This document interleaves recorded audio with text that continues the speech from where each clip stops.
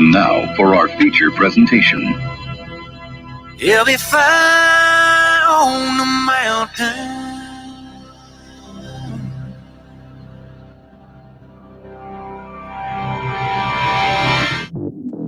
JB and Darren on the JB and Goldwater Show. Line drive right field, base hit. South Carolina wins the College World Series. Watson, touchdown! Hunter Renfrow. He got him, and it's all over. Coastal Carolina rules the roost. They win the championship. And South Carolina has won the national championship. Senegal baseball team has done it again, but this time the Bulldogs beat one of the top teams in the country. They are giant killers. Get the ball to Bennett. He does.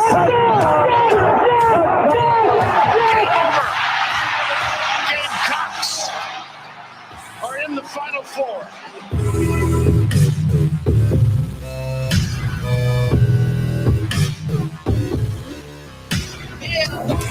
All right, greetings and a good afternoon, and welcome aboard the JB and Goldwater Show, live, loud, and online, and driven by our friends and yours at Stokes Volkswagen. Find them at stokesvw.com. Find us on the all-new JB and Goldwater app. That's free. Download it into your phone right there, and the what do they call it? The Google Play Store and the Apple Store. There you go. Okay. I mean, you're learning the lingo. It's taken like 8 months, but you're getting there. That's right. That's where you can download it, and it's free. You can also head to our website, jbandgoldwatershow.com.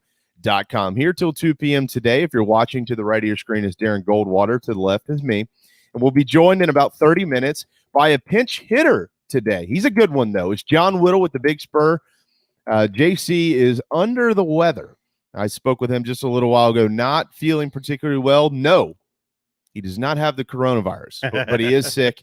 And so we're gonna plug in John Whittle, one of his colleagues at the Big Spur, as part of the 24/7 Sports Network. And John will have some juicy information for us today. A fairly deep dive into the Gamecock football program. We'll talk about transfers and coaches and things like that. So you'll want to be here for that conversation. Could be joined by another guest later. If we get him, it will be Mike Morgan. He's on the road at LSU today, set to call basketball tonight, but he is also a Heisman voter. And so we're going to try to get him in if we can in the 1 o'clock hour this afternoon. Speaking of the Heisman, Devontae Smith, of course, last night was crowned king this year in college football. More on him here in a moment. Also, Trevor Lawrence, his latest announcement. We got the OSU-Bama situation. The coronavirus has dipped its toes back into the Ohio State locker room. What does that mean for the national championship game? We do have hoops. Clemson with a big win last night. Carolina going to try to get the SEC season started tonight, late tonight, with a victory at Colonial Life Arena. Derek Scott, of course, will be calling that ball game. And we've got much, much more. 843-321-8893. That's our phone number and our text line. If you've got something to say it. We'll get you on the air.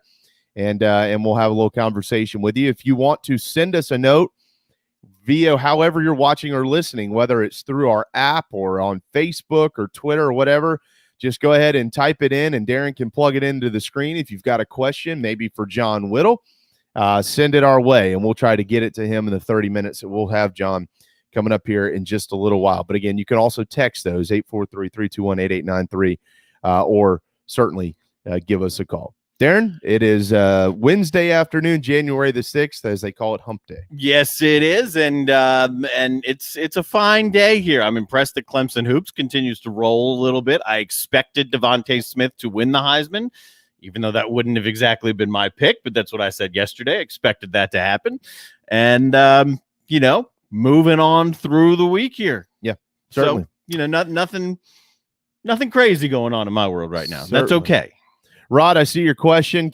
Rod says, can you ask JC when he comes on, what are the chances of us, Carolina, he's referencing, getting Rambo? That would be Charleston Rambo, wide receiver from Oklahoma, or any of the Sooners that are in the portal. Well, it will be John Whittle today, but I can plug that question over to John and see what he's got to say about it. I'll say this, too. We'll certainly talk about what coaches have not been hired to this point at South Carolina, but there's not a lot of news. And John and I were texting a little while ago. there's just not a lot of concrete information out there to truly, quote, report. You can speculate, and we've all been doing that, but there's just not much more to it. Now, he's got a couple little nuggets he'll probably throw in that you'll want to hear, but it's not like there's going to be some defensive coordinator breaking news. I don't think. Maybe there will be. Hey, maybe there will be. That'll change the day here if it does happen. But as of now, there certainly won't be. But we'll see. All right, back to last night. The Heisman Trophy was awarded to the first wide receiver since 1991. That was Desmond Howard. This time, Alabama's Devontae Smith. It's hard to believe that Alabama did not have a Heisman Trophy winner until 2009, and since then they've had 3, and none of them have been quarterbacks. 2 running backs and a wideout. Joe Burrow, of course, won it last year, so this is 2 in a row out of the SEC West, and prior to that it was 2 in a row from Oklahoma. High-powered offenses certainly have been fueling this award over the last decade plus, and you see what's happened here. Trevor Lawrence came in second last night in the Heisman Trophy voting, and I'm sure there's some disgruntled Tiger fans out there about it. I personally think they got it right. I predicted yesterday Devontae Smith would win it. I think he should have won it. Here's why I think he should have won it. I know that they have a bunch of good players at Alabama. I get that. But when Jalen Waddle was considered the best wide receiver on the team, when he went down, it wasn't like all hope is lost. No, that's not it at all. But you knew quickly that the majority of the attention was going to Devontae Smith. And it did. And he did even more than that. What was crazy is there was a common thought of, well, it's Alabama. They're just going to reload. Not reload. I mean, they're just going to, next guy up. But the more you got with folks closer to the program, it was, it's not just next guy up when you're talking about Waddle here. I mean, this is the everything here. So the fact that Smith could then elevate his level to that point, yes, that's impressive. You mentioned something I didn't realize, the fact that Alabama hadn't won a Heisman until that point, and still it's not a quarterback. When you think Alabama football, you're not thinking quarterbacks. I mean, even their great teams. Was Tua great? Yeah, he was. But there's stuff around them. It's never just the quarterback that pushes Alabama. That's one of the reasons why I liked Mac Jones. I thought Mac Jones should have won it. And had Trevor Lawrence stayed healthy, I think maybe he probably would have won it. But that's a who knows type discussion. Yeah, Mac Jones actually reminds me a little bit, different numbers because it's a different game, but he actually reminds me a little bit of Brody Croyle, who played at Bama 2004, 3 through 6, somewhere in there. Just a steady Eddie guy. Now, Bama then wasn't what Bama is now, right? But Brody, you could probably plug Brody Croyle then into the game today with that group, and he put up very similar numbers to what Matt Jones has put up. He's had a great season, but yeah, you mentioned wonderful talent around him. Just keep in mind, Devontae Smith led the country in receiving yards, 1641. Eli Moore at Ole Miss was second, and he didn't even have 1,200. All right, so 450 more yards for Devontae Smith out there. He caught 20 touchdowns as well. That's one more than Jalen Darden, the kid from North Texas, which not competing in the SEC, so it's really not even close. But I thought they got it right. Look, and that's, I tweeted something last night, and I said a couple of notes from the Heisman Trophy award tonight. One, what I just said about Devontae Smith, first wide receiver to do it since Desmond did it 30 years ago. How crazy is 1991 is 30 years ago? Yeah, 30 years ago. Right. It's hard to believe. I mean, I look at 1991. I'm like, okay, a little bit ago. It's 30 years ago. 30 years ago. And it's been 30 years since a wide receiver. Think about all the great wide receivers we've seen, too. I mean, you couldn't even start to name them. There's too many, way too many. And this is the first guy in 30 years, and he did it when a guy named Trevor Lawrence was also in the running to win the Heisman Trophy. And certainly Kyle Trask had a special year down at Florida, and his own teammate. And you've mentioned this multiple times. Generally, when you have two teammates, they'll split votes, and sometimes that'll pave the way for the next guy. I think that goes to show you how special of a year Devontae Smith actually had. He didn't split that many votes with his quarterback, Mac Jones. He just rolled right to this thing, and he won it handedly. If you look at this, you just touched on the stats. If you look at the stats, you could see why it's so easy to vote for him. I mean, 1,600 some odd yards, over 100 grabs. He played 10 games, right, all in the SEC. The numbers are absurd. Right. So it's easy to see why, if you haven't taken all the time, as Gene Sapikoff was saying yesterday, there's just so many voters out there. So not all of them are really going to spend a ton of time. So you get the sheet, you look at it, and you say, whoa, vote that guy. Right. So you can see why that happened. Yeah, you clearly. I mean, it's pretty crystal clear, I think, to me. Now, was Trevor Lawrence deserving of the Heisman Trophy? Certainly, that's to be debated individually. I mean, he was certainly deserving of being on that stage, and I do think he's the best quarterback in college football, and I think he's going to play for a long, long time. It's interesting, all the success that Clemson has had in the last decade. Well, I'd say really the last like 8 or 9 years, somewhere in there. Most importantly, they've had two guys who one of them is, and then they're going to have another one, be Pro Bowlers in the NFL.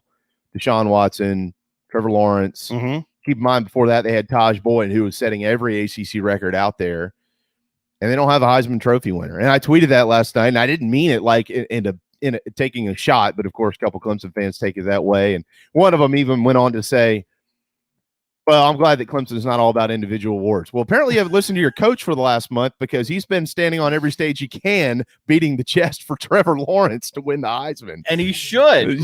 That's what coaches do. They want their kids to win all these individual awards. I mean, look, they're not any different than that. In a normal day and age, a non-pandemic world, when you get even midway through the season, teams are starting to put billboards up in Times Square. I mean, this isn't just an individual award. This is one of the biggest awards from a publicity standpoint across all of sports. Well, it is the biggest award in sports. Name one other award in sports that is more valuable than this one. There isn't one. It would depend on your personal opinion. I mean, if you say the MVP of, say, the NFL or the NBA or Major League Baseball, who won the MVP last year in the NFL? Well, that's a good question. Uh-huh. But Pat Mahomes is the answer, I believe. Oh, I believe, right. But we all know who won the Heisman last year, right? Joe Burrow. Yeah. Everybody knows that. Mm-hmm. Everybody knows that. Yes. So, I mean, that's it. It is. I think it's the most prestigious. It's certainly the most popular individual award in the country. Yes. There's no doubt about that. Yes. Now, but again, I think DeVonta Smith, rightfully so. He deserved this award, and the kid's going to play for a long, long time in the NFL as well. I think when you look at it this year, and we had this conversation with Gene yesterday, and the finalists. Mm-hmm. Let's go to the top 10, not just the four that were there: Jones, Lawrence, DeVonta Smith, and Kyle Trask. When you go to the top 10, you got those four. You got Najee Harris, Breece Hall from Iowa State, Justin Fields, Zach Wilson, Ian Book, and Kyle Pitts. There's two names in there that I say, yeah, I'm going to question their NFL future. One is Mac Jones, and the other is Ian Book. And the rest of them, I think they have years in the NFL. I think Zach Wilson is one of today's type quarterbacks in the NFL. Justin Fields speaks for himself. Breece Hall speaks for himself. Najee Harris. I mean, these guys are going to run the football in the NFL. Kyle Pitts. I mean, come on. And then you look at Trevor and you look at DeVonta, and I think personally Kyle Trask will have a good career in the NFL. He'll have to be in the right system. He's not the most mobile guy. Neither's Tom Brady. But I think he'll have a good career in the NFL. Well, that's where Trask could have a benefit of not being, a top 10 type of pick, because he'll go to a team that is a little better, that can protect him. Yeah. I don't know if there's a surefire thing other than like Gene said yesterday, Trevor Lawrence should be, barring any unforeseen thing. I mean, this is ever since Trevor Lawrence was coming out of high school, this was the next great quarterback, and he's done nothing but elevate that status. I mean, it's hard when you get crowned that at that age and then to build upon that. That's what Trevor Lawrence has done. You mean not a surefire thing as far as the quarterbacks in this group, or just all the players? So in terms of a longevity type, like Hall of Fame, say, career, great future prospect, I think Trevor Lawrence is obviously the home run there. Justin Fields is showing that he has some inconsistency, maybe a little bit of injury issues there with that thumb, now with whatever's going on with the ribs. I mean, granted, he took a shot. But he's an NFL starter, though. He absolutely is an NFL starter. The running backs, should be able to come in and have success quickly. We've seen that already these last couple of years. Same with quarterbacks, but the longevity, that's a question mark right there for running backs. Well, you just don't know. Right, always. right. But the only one to me, and I think Zach Wilson could be a good quarterback. I do. I mean, his stats say that. His numbers jump off the page at you. But Trevor, to me, is the only one that I would say, all right, surefire right there. Barring anything crazy, surefire right there. Yeah, I mean, it's hard to I'm not an expert at predicting who the next Hall of Famers are going to be in the NFL or anything like that, but I certainly think that I just try to project who's going to have a lengthy career in the NFL. If you play in the NFL for a long time, you're a really good you're one of the best football players in the world. Yes. And when you look like at the two running backs, Najee Harris and Breece Hall at Iowa State.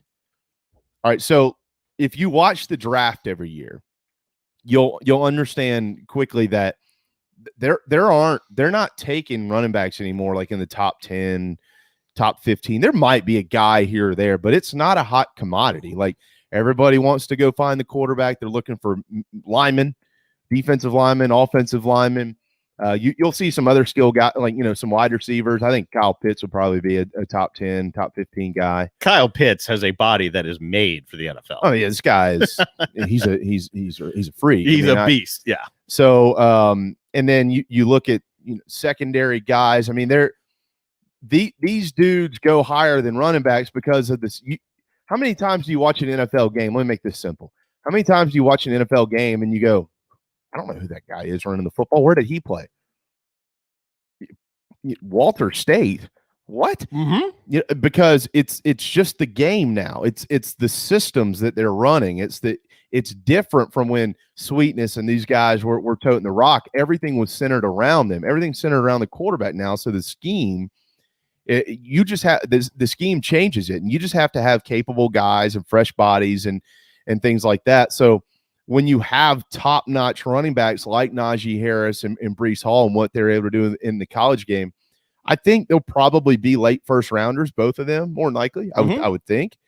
But when you compare them to some of these no-name dudes you see all over the NFL, even though they're playing in the NFL, they're not no-names, but they're no-names to us because we don't know who they are. These are named guys. So I think they'll play a long time as long as they stay healthy.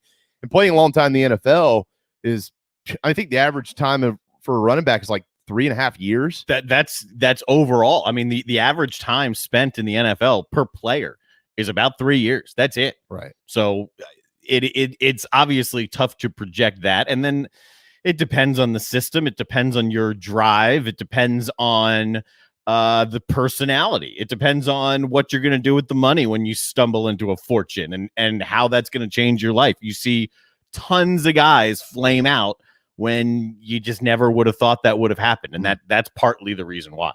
321-8893, our phone number, also our text line. Now, here's the question. Had Trevor Lawrence played the entire season without injury, would he have won the Heisman Trophy? My answer to that is yes, because he came into the year with all of the hype.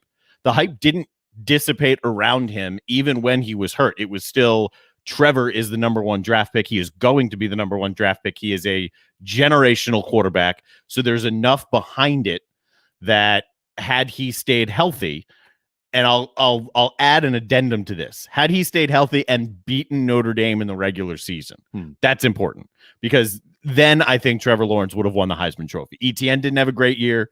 The running game slipped by a couple of yards per carry. Had Clemson beaten Notre Dame and gone undefeated through into the playoffs, yeah, Trevor would have been the guy. Well, I think that's the ticket there is if he was able to play in that, if he put up the numbers that DJ Uiagalelei put up in that game against the Irish and they won the game, I think that a lot of people would have decided, as long as he maintained something close to that performance throughout the rest of the year, this is going to be my guy. It's just impossible to think that Clemson would be where they are without Trevor Lawrence, because they would not have seen DJ Uiagalelei, and the fact that game was still very close without Trevor in the game, I actually think hurt him. I actually think it hurt him. I think more people looked at that and said, well, Clemson lost the game because they didn't have the middle of their defense in there, like Tyler Davis and James Skalski. Yep. But DJ Uiagalelei, the dude just went on the road and started and threw for 400 yards, and he's a true freshman. And I really think that actually ended up knocking against Trevor, not just because he didn't play in the game and wasn't able to put up the numbers, but because some voters were out there going, well, it's not – they didn't lose the game because Lawrence didn't play. They lost the game because they couldn't stop him because he gave up 47 points. Yes. I think that's a twofold answer to that there. So I agree. I think that hurt Trevor, but had the fact that he didn't play in the game – I mean, who was it who was on Corey McCartney?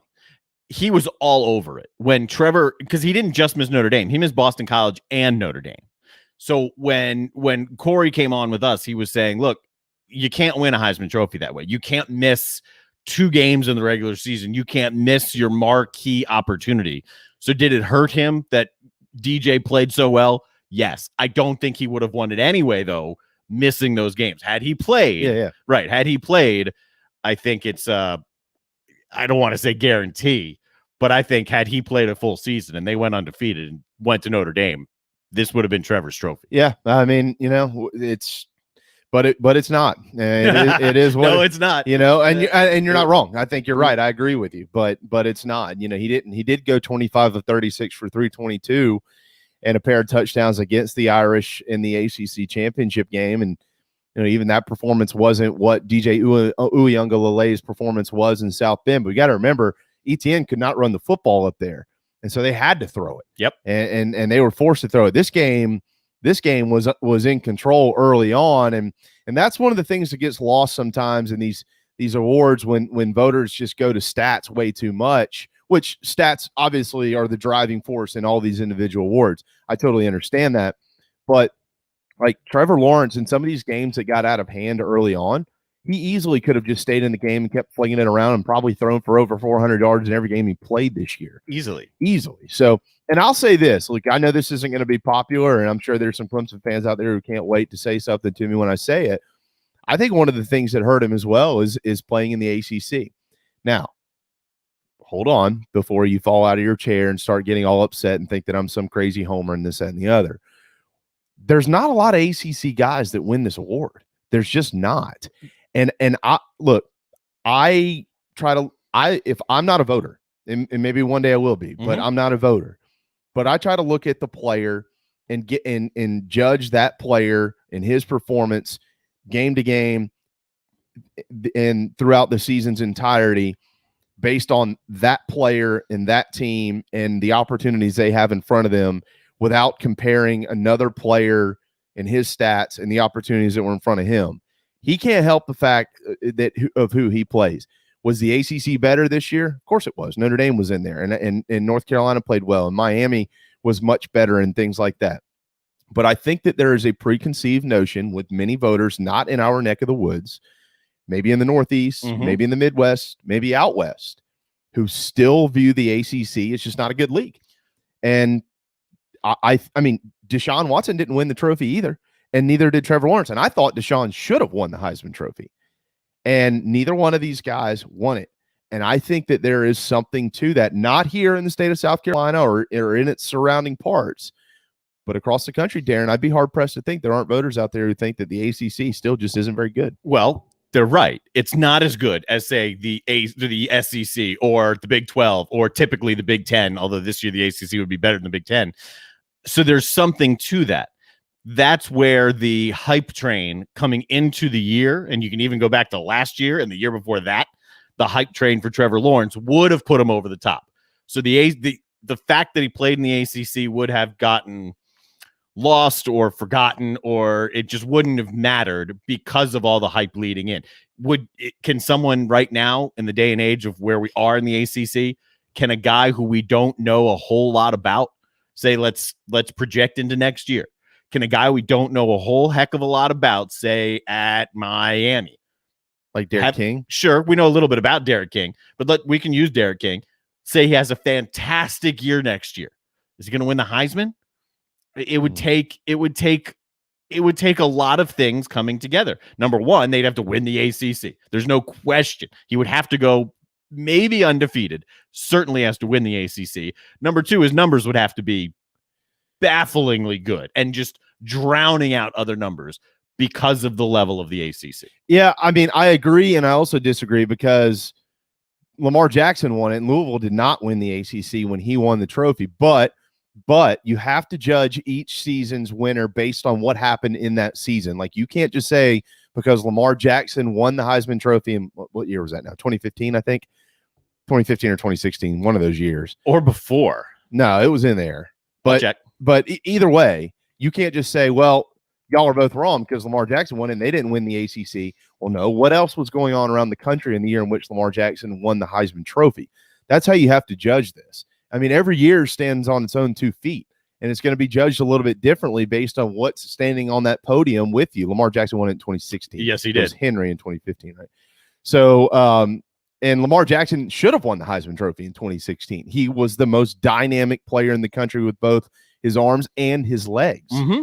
And he captivated the country.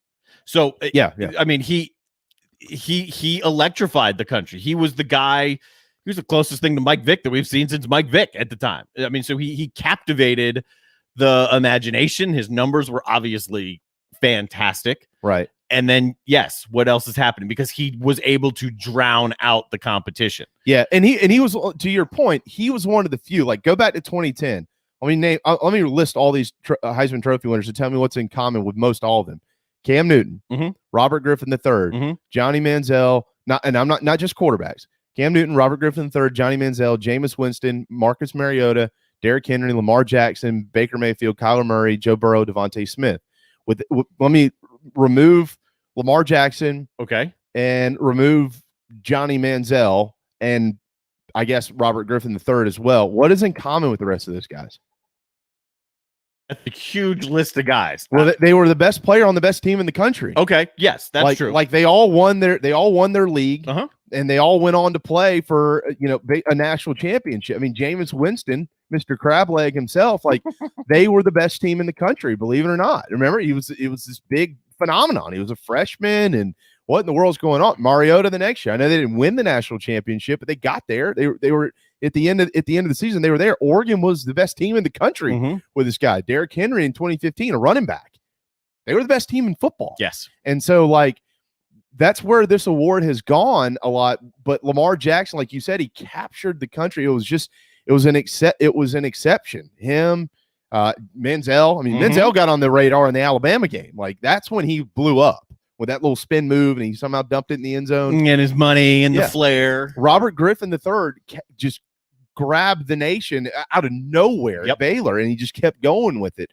And the rest of these guys did as well, but they also had the benefit of being on the best program in college football at the time. Yes, and that's a big deal because even in talking with Gene yesterday, a Heisman voter, is it the best player? Is it the most valuable player? The official wording is the most outstanding player. So you could take that and twist it into whichever way you want to use it. Is it the most valuable or is it the absolute best? And then it's going to come down to how good was your team? Right. Because if you're the absolute best or if you're the most valuable and your team lost a couple of games and you're not in the title conversation, then how are you the best? You may be. There could be when we have offensive linemen go at the top of the draft, like they're not going to win the Heisman, even though every now and then they get a little bit of pump for it. Right. But even though they're the best player, it's not sexy enough or anything like that. But best team is going to help you. It's always going to help you. You could argue that the best player this year, or one of the top 2 or 3 best players, was Kyle Pitts, and he was not on the podium. So, I mean, it's a fascinating argument to have. But it's Devontae Smith who wins it this year, the Heisman Trophy, headed back to Tuscaloosa, Alabama. Coming up next, we'll go to Columbia. John Whittle will pinch hit for J.C. Sherbert this week. We do have breaking news out of Columbia, and we're going to give you that as well when we return right here on the JB and Goldwater Show, protected by McFadden Pest Control.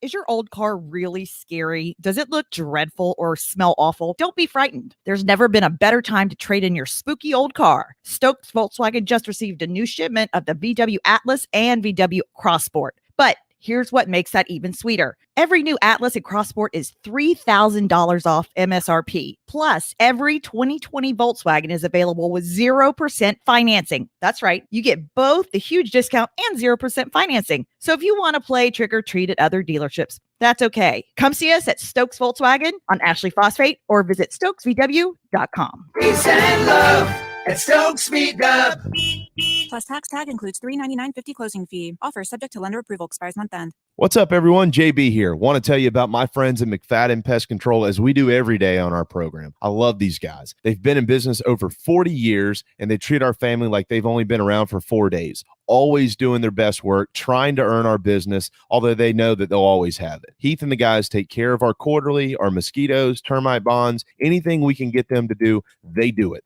They're the best. They're friends. Heath even often texts me and just asks to see how my family's doing. It's amazing. I can't say enough about McFadden Pest Control. Switch to them. You'll never have anyone else protect your home. McFaddenPestControl.com, McFaddenPestControl.com here in the Low Country. Family Bingo Night is back. All 3 Dog and Duck locations. Every Monday from 6 to 8 is the perfect time to bring the kids, have dinner, and play bingo. They've upped the prizes with retail store gift cards, gas cards, in-house cash cards, and kid-friendly gift cards like Nintendo, pizza, App Store, and more. Thanks for supporting local businesses like the Dog and Duck in Bell Hall, Park West, and on Clements Ferry Road. Ladies and gentlemen, here it is. Even the other stations are tuned in too. JB and Darren on the JB and Goldwater Show.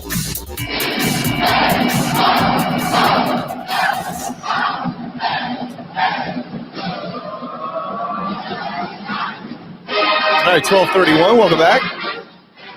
As our friend Patrick Davis just said, JB and Goldwater shows Wednesday afternoon, January the 6th. Rolling right along here. Darren, if you're watching, is to the right of the screen. I'm to the left. And generally joining us in the middle is J.C. Sherbert, owner of thebigspur.com, part of the 24/7 Sports Network. But he's under the weather this week, or hungover from New Year's, one or the other. No, he's sick.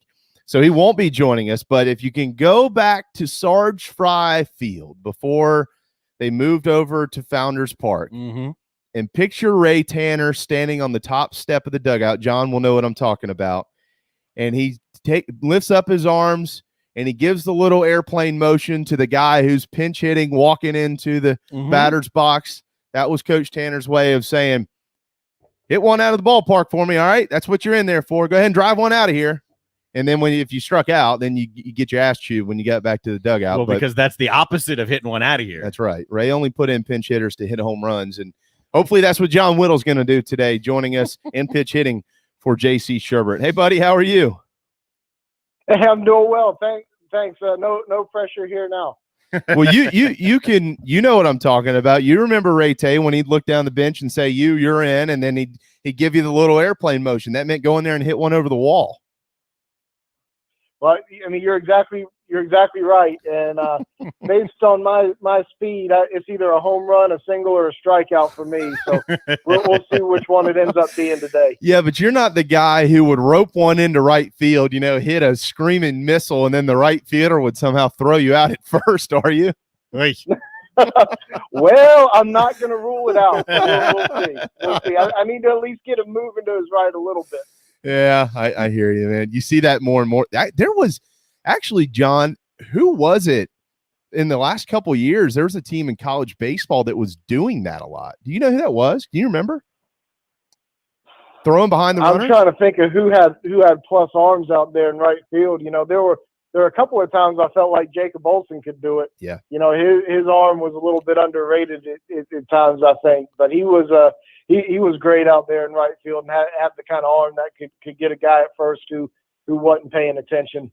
Yeah, there's no doubt. I can't remember. I'm going to have to think about this. There was some team who literally would, because everybody's, the analytics and what they do now, how they position guys, they'd start positioning right fielders a little shallow, and then they just try to throw you out at first, or at least throw behind you if you rounded the bag too much. Yeah, it's worth a shot if you're slow and you hit a missile into right. Why not? That's not John today, though. Yeah. He's here to hit one deep in the gap somewhere. All right, man. So we do have some news real quick. We want to get out to everybody, and one of your colleagues, John Del Bianco, posted this a few moments ago on thebigspur.com. This year's East Carolina-South Carolina football game that was supposed to kick at Williams-Brice Stadium will still play, but in 6 years, in 2027, they've rescheduled that game at Williams-Brice Stadium, Saturday, September the 4th, 2027. So make your plans now to head to Columbia for that ball game. For that ball. Isn't it funny, right? We schedule 10 years in advance, and then in a pandemic, we can schedule about 10 hours in advance if we have to. It's been amazing to watch. But That's where we are.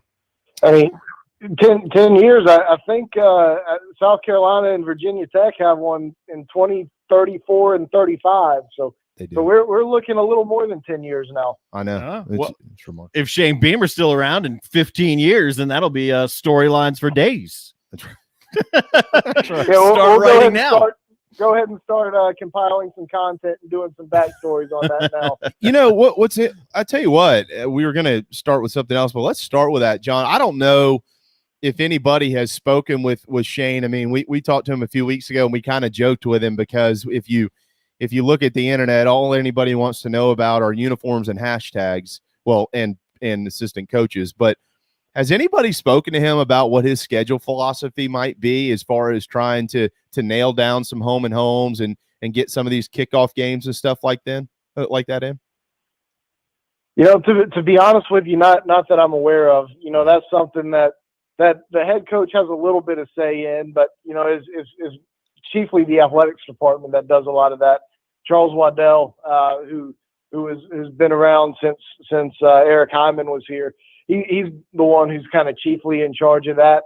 The head coach usually kind of grants his approval, or may have some teams that he encourages the administration to try to get, or ones he says absolutely not to in advance. But it's usually the administration that comes up with that versus the head coach. Yeah. Well, we'll see what it looks like. Carolina needs wins certainly, and this coming year they're going to open with Eastern Illinois. Still trying to put the staff together here, John. The latest hire is Josh Stepp, who's going to come in and coach the wide receivers. Moving over from Arkansas, coming back home from right outside of Columbia, Pelion High School. What do you know about him? Obviously, his family name has been in the area for quite some time. We know it's a great family of coaches and things like that, but in your words, the fit for him coming back home and now coaching the wide receivers for the Gamecocks. Yeah, Justin, I think he's going to be a great hire for the Gamecocks. You know, he's somebody who originally came to mind, and it was a name that was kind of mentioned from time to time when the wide receiver coach position has come open before. So, you know, he's certainly somebody who jumps out to me as a really good recruiter first and foremost. You know, he's landed a couple of 4-star guys just for this recruiting class out there in Arkansas. Has a couple more in his previous classes. You know, I leave a lot of that recruiting stuff to Hale McGranahan and J.C. Sherbert and Tony Morrell, who I think you've had maybe all those guys on before. But you know, those guys do the heavy lifting in recruiting, but you know, I know enough about him to know that he can really get after it on the recruiting trail. You know, I really like Des Kitchings from a recruiting standpoint, but Justin Stepp may be the top recruiter on the staff thus far as Shane Beamer's hires go. So, you know, I really like him from that standpoint, but he's also done a pretty nice job developing wide receivers while he's been out there as well. So, you know, I think it's a really good hire, and he obviously fits Shane's profile a little bit in terms of just kind of desire to be here. You know, this is a place where he's grown up and has gone to camps before. In plenty of games. You know, South Carolina football was kind of a dream for him, and not a lot of folks, not a lot of coaches out there would say that, but South Carolina football was kind of a dream for him, and you know, I think it's certainly a great hire for Beamer, and one that I'm glad has come to fruition. And thank you, by the way, for correcting me. Josh is Justin's brother, who's with Sean over at Georgia State right now. Justin Stepp is the wide receivers coach at South Carolina. The 8 whom have Josh is a really good coach in his own right too. You know, Georgia State's got things going okay over there right now under Sean Elliott, but Josh is a guy who can certainly move up in the business as well. So he's done a nice job over there. I think he's with the tight ends on that staff, but you know, he's somebody who I certainly see advancing in the coaching world as well. Certainly. I agree with you, John. Mike Bobo, Will Friend, Eric Kimry, Des Kitchings, Pete Lembo, Mike Peterson, Tracy Rocker, and Justin Stepp are all official at South Carolina. We're still waiting on a couple of other hires, and I already got in front of this for you, my friend, at the top of the program today. There's no breaking news or earth-shattering information that we're going to get into as far as the next defensive coordinator at South Carolina, or for that matter, the next defensive backs coach, if that's how it kind of works out, and these next two names that Shane Beamer will put on the board at some point in time, maybe by the end of the week. We'll just have to see. But what is interesting, though, so Mike Bobo being retained as the offensive coordinator, former head football coach at Colorado State. Pete Lembo now the special teams coordinator, the lone assistant coach who's on a 3-year deal. All the others are on 2-year deals. Also a former college or head football coach at the collegiate level. What will be interesting to see is if they hire another guy who has head coaching experience at the defensive coordinator position, John. I know that Derek Mason's name has been hot for some time, and I know there's been some reports out there that he might not end up in Columbia, but I guess the door isn't totally closed on that yet. When you see that, the coordinator positions being filled by guys who are obviously excellent coaches, but also former head coaches. Shane is a first-time head coach. Do you think maybe that's where it's trending for the DC position, or is it just more whatever's best available is what we're going to go get? You know, it wouldn't surprise me at all if there's some head coaching experience there. You know, one thing that Shane pointed out to me when I asked him was, you know, what you're looking for in your coordinator spots is he said, I want a veteran there. I want somebody who has a history of being good at coordinating an offense, coordinating a defense. And a lot of times those guys have been head coaches before. Not always, obviously, but a lot of times they have. So it certainly wouldn't surprise me, because he's not looking for somebody who's particularly green. He's looking for somebody with experience. So, you know, it wouldn't shock me at all if a former head coach ends up being that hire. I certainly expect it to be somebody with plenty of experience, and I don't know that it's necessarily Power 5, but you know, you're going to be looking at probably an old head. You're probably not looking at an up and comer.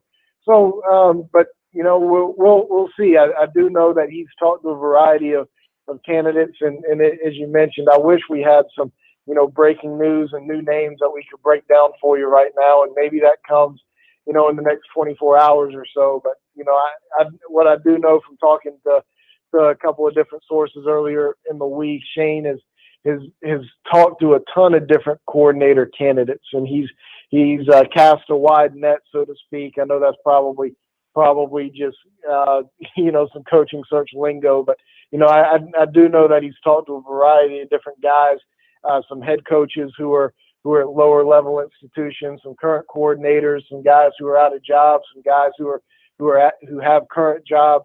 You know, I really just think that you know, right now I don't know of a front runner or a couple or three lead candidates.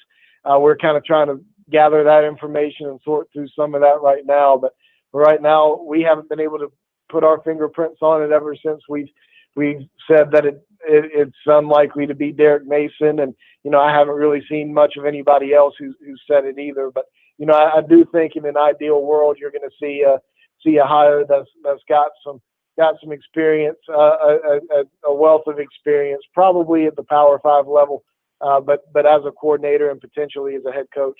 On Twitter at John M. Whittle, John Whittle with thebigspur.com, 12:43 here on this Wednesday afternoon. I did get a message yesterday on Twitter from one of our listeners who said, are we still, I'm going to read this word for word because the wording is what matters in this question.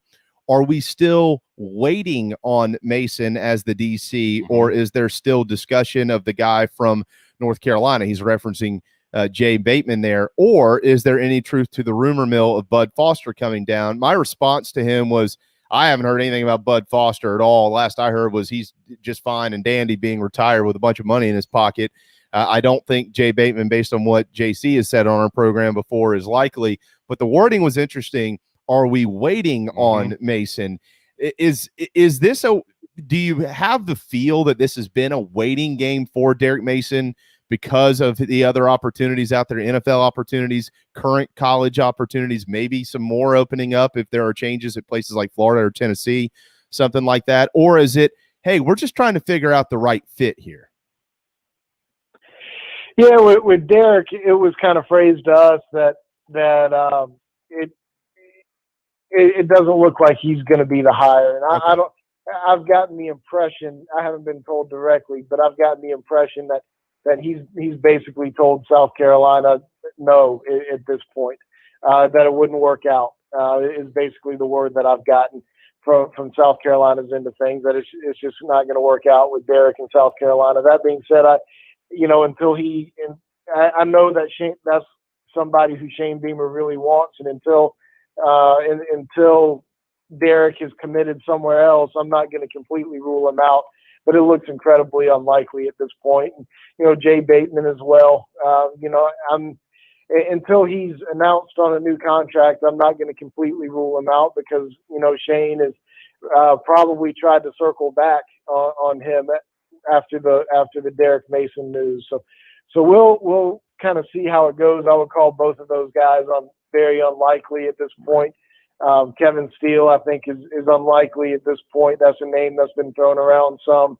I can't identify really a primary candidate, as we sit here today. I will say this: there is a post on our message board right now that has a screenshot of South Carolina's plane that is headed for Starkville, Mississippi, where Zach Arnett is the defensive coordinator there at Mississippi State.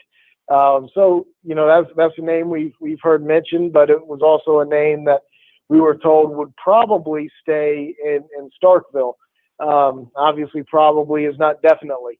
So we'll kind of see what comes of that. That's something that as soon as I get off of this phone call, I'm going to be working to find out. So but that's apparently a flight path right now going on right now in South Carolina, and we'll see what comes from that. A little aviation news around here today. Right. So what's the more enjoyable thing to really cover behind the scenes? Tracking planes and aviation, or recruits and where they're going to pick and what school they're going to? Oh man, at least with the flight trackers can't lie to you. There's plenty of recruits who don't mind just making something up. That might be a story for another day, and I'm sure that JC can enlighten you on plenty of better stories than I can. But even I have a few that just don't quite add up. So yeah, I would say flight trackers are a little bit more fun than trying to track recruits. Yeah, we could dive into this forever. We're not going to do that. Well, John, I want to talk to you about a couple of coaches in particular that have been hired. And the first is Tracy Rocker. He's been retained, of course, in running the defensive line. He's on a 2-year deal at $525 per year. There was maybe some thought when Shane was hired that, well, first of all, Tracy Rocker is one of the best defensive line coaches out there. There is zero question about that. He was a tremendous hire for Coach Muschamp, and he's a tremendous hire for Shane Beamer. But I think there was some thought out there that, he might be close to saying, I don't know if I really want to do this anymore. And I think one of the narratives behind that thought was his son, a guy that you've covered a lot, maybe the best arm in college baseball, Kumar Rocker, who plays up at Vanderbilt. He's going to be a big-time star, and he's going to be in Major League Baseball probably for a long time. And there was some thought this guy's made a bunch of money, might just want to travel around and watch his son pitch, but it looks like he's going to hang around and continue coaching. Do you have any more insight as to what that process was like for him to maybe stay in the game of college football?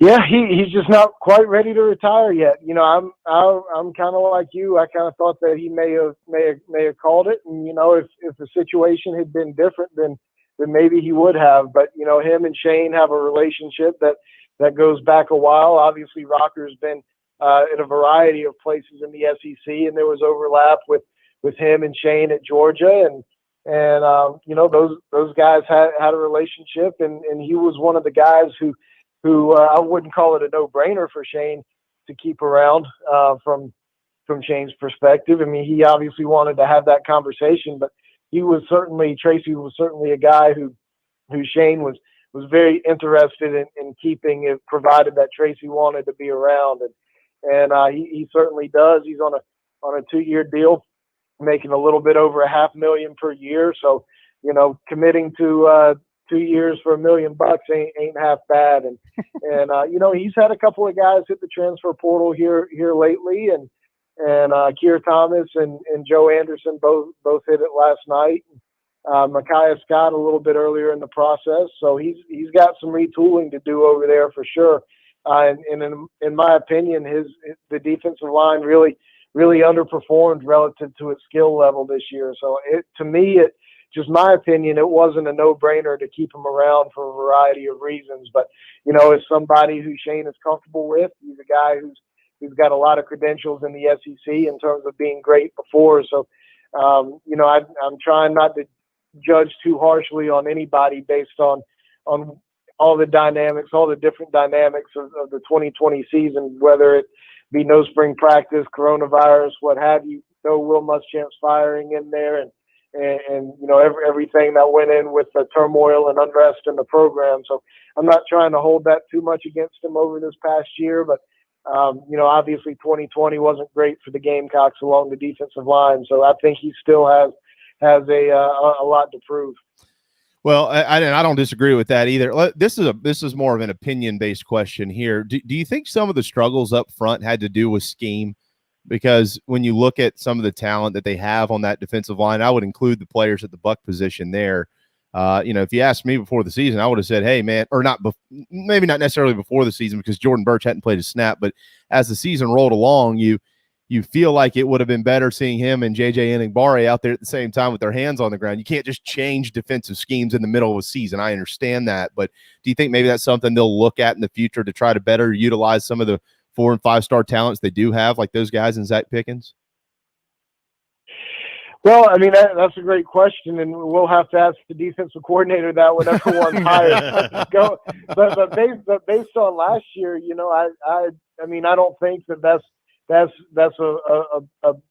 bad thought, a poor line of thinking. I mean, Aaron Sterling was really good in 2019 for the Gamecocks, and obviously didn't get to do much this year due to injury. So that was difficult to try to replace him. But there wasn't enough meat in the interior, and they've missed on guys. On the interior of the line, had guys transfer out, and guys just not work out. So there were some personnel issues in terms of just having enough bulk there in the interior, and to me, they didn't do always a great job of having the best talent out there as much as they probably could have. So yeah, I mean, I think there's certainly a point to what you're saying. It'll be interesting to see what kind of philosophy a new defensive coordinator is going to bring into it, because Tracy's done a lot of different things at different places. So he'll be able to adapt to whatever the new defensive coordinator brings in, and his philosophies and his thoughts. And it should be pointed out too that Mike Peterson did a lot with the rush guys, the Eningbares and the Sterlings and the Birches, and Birch and Eningbare specifically. But so Mike Peterson has at least in the past has had his fingertips on some of that too, as far as defensive line goes, and rushing the passer and that kind of thing. So it's a great question to kind of address here once we know who's going to come in and coordinate this deal. Yeah, no question. John Whittle, Big Spur on Twitter at John M. Whittle. And then I want to talk to you about Eric. I've known Eric for a while. You've known Eric for a while. I think everybody in Columbia knows Eric Kimry. and just one of the finest humans that I've ever met. Just a truly nice person. He's a great football mind, but he's never coached college football before. Generally, when you're coaching in the SEC, you've worked your way into the SEC. He's leaving as the head coach at Hammond to just take a job in the SEC. What's the backstory? Obviously, Shane and Eric are similar in age, and they have a relationship, and I get that. But Bobby Bentley was on this staff. To my knowledge, he's actually still employed by the school. Maybe he's coached tight ends. There's probably some other guys out there to consider. Why Eric Kimry in your thought or in your mind over some of the other guys who've been in college football themselves? Well, Eric's kind of been angling for this job for a while. Some ways it's similar to Shane. Shane, this is where he's always wanted to be, and the same could be said for Eric. And Shane has been positioning himself be a head coach based on his college travels. And, Eric was hoping that his roots here would get him a shot on the South Carolina staff as an assistant in some capacity. And, he's been in conversations before. When Will Muschamp arrived, they had multiple conversations about him joining the staff as a full-time assistant coach, and it just didn't quite work out. The opportunity just never quite came about. And they had him and Muschamp had the conversation a couple of times, but once Muschamp saw how good he was with his kids over there at Hammond, he wasn't gonna hire him. So, but it's come to fruition now for Eric. I'm really happy for him. He brings a different approach to coaching than I think a lot of folks do. A very, very philosophical mindset. He's a very critical thinker, and I really, he's very thoughtful, and I really admire and respect that about him. And he's also really really advanced in terms of scheme and just kind of how an offense works. So I think he's gonna be really good, and he's got great relationships throughout South Carolina. Whether it's media, you mentioned everybody knows him, but also in the high school coaching world, he's going to be able to get anybody on the phone and have a great conversation. And this is no disrespect to Bobby Bentley. There were a bunch of high school coaches out there who didn't like Bobby Bentley because of the beatdowns that Burns would put on them from time to time. But Eric is a guy who's well loved in the high school coaching community, and I think that he's going to be able to help these new coaches who are transitioning into the state, for the first time, and he's going to be able to open up a lot of doors for these guys. So I think it's a great hire. And you know what? If the coaching staffs were still at 9 men or 8 men, then maybe it's not a hire you can make. But you've got 10 assistant coaches now, so 11 full-time coaches, including the head coach, and a ton of analysts too to help. And being able to hire Eric Kimry, may not have been able to happen in the past if there were a fewer number of assistant coaches, but you got plenty of guys out there now. You can afford to kind of take a little bit of a flyer and give a guy a shot, and maybe it works out. Sometimes it does, sometimes it doesn't.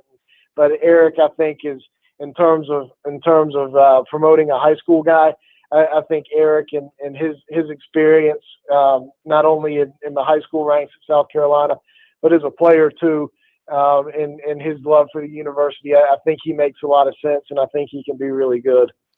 John, a couple questions left, and then we'll let you go. We might squeeze a tick past the top of the hour here, but that's okay. We run our own show here, so we can do what we want. Obviously, this staff is filling out with a bunch of guys. You've said it 3 or 4 times already in our conversation today. We talk about this a lot. Guys that truly love the university. It is important to point out these are also qualified individuals to coach football here. It's not just some guy. I love it up there. Oh, why don't you come coach with it? No.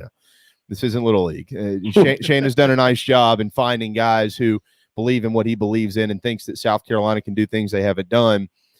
Now, obviously, the next couple of steps are finishing out the on-field roles at South Carolina. We did talk to Shane a few weeks ago.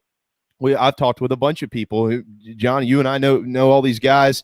And I'm not going to run off all their names, but I've talked to a bunch of guys who have been in communication with Coach Beamer and what his plans are. And he made it very well known on our program and others that it is a priority to hire guys who played football at South Carolina, qualified guys who played for the Gamecocks, to somehow join the staff in some capacity. What is the timeline to your understanding on that? Obviously, it's after he completes the on-field staff, but do you have any vision of what some of that might look like, whether it's analyst roles, player development roles, kind of piecing things together, and what type of former players he is eyeing for those type of jobs? Yeah, and that's a great question. There's a ton of different roles and in the football offices over there as far as staff goes.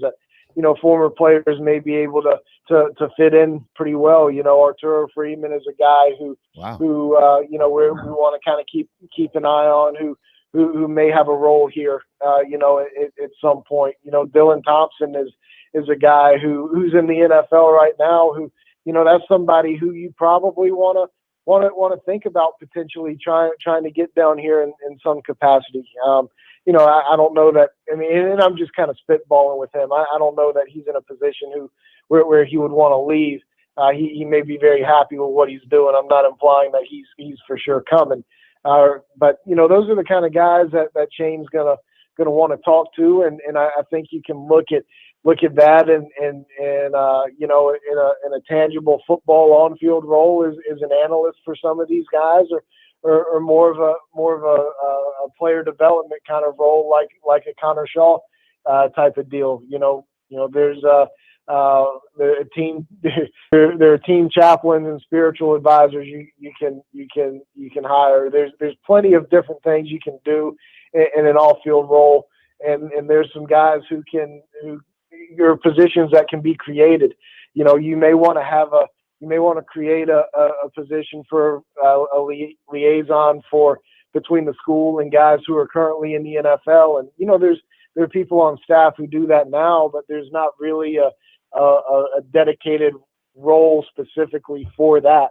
That's something that you could do if you want to bring back former players who have those connections and that kind of thing. So yeah, one thing that's been mentioned to me several times by multiple people, and Shane's alluded to it before, that he wants some guys who have been around, who have played here, and he wants them to be around, and those aren't all in staff positions necessarily. He wants former players to come back and speak as a guest speaker to the team.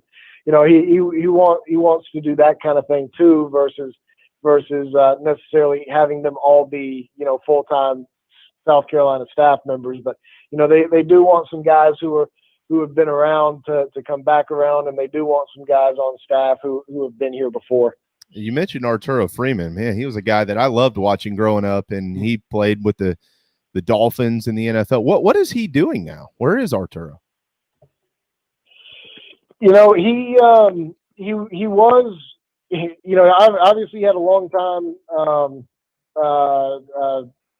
deal with the Dolphins, playing in the NFL for a while. I'm not exactly sure what he's doing right now, okay. But I'm sure that he would. He's somebody who has stayed in touch and stayed in communication with the university, stayed connected, I guess is a better way of saying it, stayed connected with the university, and somebody who is still passionate about the Gamecocks. So, I do think that he's, I've been told he's a name to watch for in terms of a guy who may end up back in Columbia. That'd be wonderful. Well, a great player, great man too. He was one of the '90s guys, hard hitter guys. Darren, I got to educate my friend Darren. Well, I'm scrolling through his Twitter page now to see if we can get a sense. Yeah, I think he might be in the recruiting world a little bit, doing some with recruiting and camps and stuff. Hey, John, we all remember the great '90s of Gamecock football. What a stellar decade that was. But he was one of the great players. There's no question about that. Final question. Well, shout out to one of your listeners right now. Hale McGranahan just sent me a text saying he's an assistant high school football coach right now and does a lot of 7-on-7 stuff in the Miami area. So he's involved in the football world, and maybe he'll get back here to Columbia. Wow. Well, and in the Miami area, it's a nice recruiting area for South Carolina. So that sounds, I think I see the angle here. He would be the recruiting liaison to Miami for the Gamecocks. All right. Final question here. And Hale, if you're listening, thanks, man. You chime in where you can. Obviously, over the last couple of days, we've seen some guys in the transfer portal. You already mentioned Kier, and who am I missing here? Kier, and there's someone else on the line. Somebody else transferred. Joseph Anderson. Yeah, Joe Anderson went in last night as well. Yeah, Joe Anderson, Kier Thomas, those guys. And you know what? Let's just prepare folks. It's probably going to be a couple more. Keep in mind, Notre Dame just played in the playoff. They've got 6 or 7 guys who've transferred. Oklahoma's got over 10 guys now who've left the program. We did get a listener question earlier about Charleston Rambo and whether he's someone that Shane Beamer might be targeting to come play wide receiver. I don't know that anybody has those answers just yet. But your message to Carolina fans as they see this, obviously a little bit more panicked in the Garnet and Black these days. You're coming off a 2-8 season. It's a coaching change. You got coaches coming in, you got players leaving. Things can feel in shambles, but in perspective with the rest of the college football world and how it's spinning right now, where does Carolina land in that mess? Well, it's a great question, and it's and I understand why there's some hand wringing over it, because South Carolina's light on numbers, and there's only so many guys that you can bring in.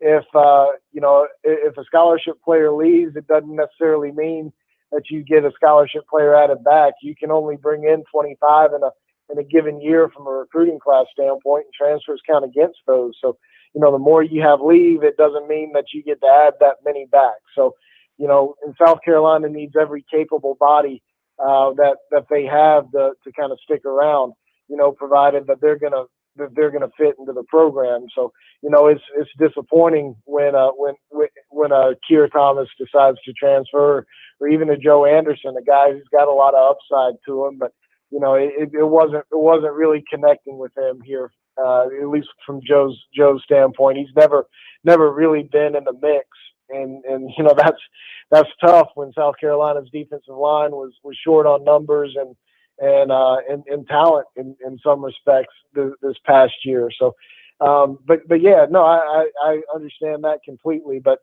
there's going to be, I think college football fans in general, not South Carolina fans, but college football fans in general need to understand kind of the world we're getting into with the NCAA transfer rules now, and it's expected to be passed here pretty soon that kids are going to be able to transfer for free one time, and that's going to cause a lot of kids who are unhappy with their situation, who may have decided to stick it out for a while, and stick it out for the long haul. They're gonna look to move on because they can pick a new program and go play immediately instead of having to sit out. So, you're going to see a lot more transfers, in my opinion, here in the coming years, and it's getting started right now. Clemson's losing some guys, as you mentioned. Oklahoma has lost a ton of guys. Same with Notre Dame. I mean, it's happening. Alabama's going to lose a few once the season's up. So is Ohio State. It's just going to happen. So South Carolina's going to have to land. I think probably around a half a dozen guys out of the transfer portal this year. I think is probably about what I think it'll end up at. They've already gotten one in Amarian Brown from Georgia Tech, who started 16 or 17 games out there for the Yellow Jackets and the slot receiver position, and I think will probably come in and probably take on a starting spot here as well. He's pretty dynamic, but South Carolina's going to need at least one more wide receiver who can come in and play right away, if not two. I think they need a linebacker or two. They definitely need a couple of defensive backs. So, they're going to have to mine that transfer portal pretty well. They've offered Jakeem Green, a guy who's from Sumter, who had committed to South Carolina, but ended up at University of Nebraska. They've contacted him and offered him, so that's the name to keep an eye on. Shout out to Hale McGranahan again. He's identified a guy at linebacker who South Carolina is going to go after, Darrell Williams, who is in the transfer portal from University of Delaware, who was a member of the 2020 recruiting class, had over 150 tackles his senior year of high school. He's from Georgia, so Smyrna, Georgia. So there's certainly some guys to keep an eye on, and I certainly expect South Carolina to be very active in recruiting guys. And as you mentioned, I still think that there's probably going to be a couple more guys, 2, 3, 4 more guys who may end up in the transfer portal from South Carolina. And I don't really have any specific names to kind of throw out there or discuss, but I think you're going to keep seeing it across college football and not just South Carolina. And when I say that, I'm not saying that that guys are imminently going in, but guys will see where they stand at the end of spring practice, for example, see if they like where they are on the team and so forth. And if not, then they may bolt for a new school during the summer break. So it's something to keep an eye on. Not only now at the turn of the semester, but going into the summer too. Really good answer. That's a great answer, John. I would caution folks to not get too caught up in what this team looks like right now, next month, or for that matter, the next two. I'd say wait until May, and you'll know much more about what Carolina football is going to look like in the spring, and obviously some of the recruits and stuff like that. More of this will start to take shape once the final couple of hires are made. And before we let you go, I'll throw this question to either one of you. You both can probably answer it. Tyler chimed in. Do we have Hale on the line? No, but he did throw out quite a was Oh, okay. yeah. So we did get one of those. But has there been a recruiting coordinator named yet? Oh. No, there hasn't been one entitled at this point, and I'm not sure how exactly that's going to work. Okay, good stuff. Hey man, I know we kept you for probably way too long today. Send the bill to JC. He was the one who dipped out on us because he's quote under the weather. But thank you so much. Honestly, you and Hale and Tony and JC and John Del Bianco, all of you, your team is just special. And we often reference many of your columns around here. Of course, we credit you before we do anything.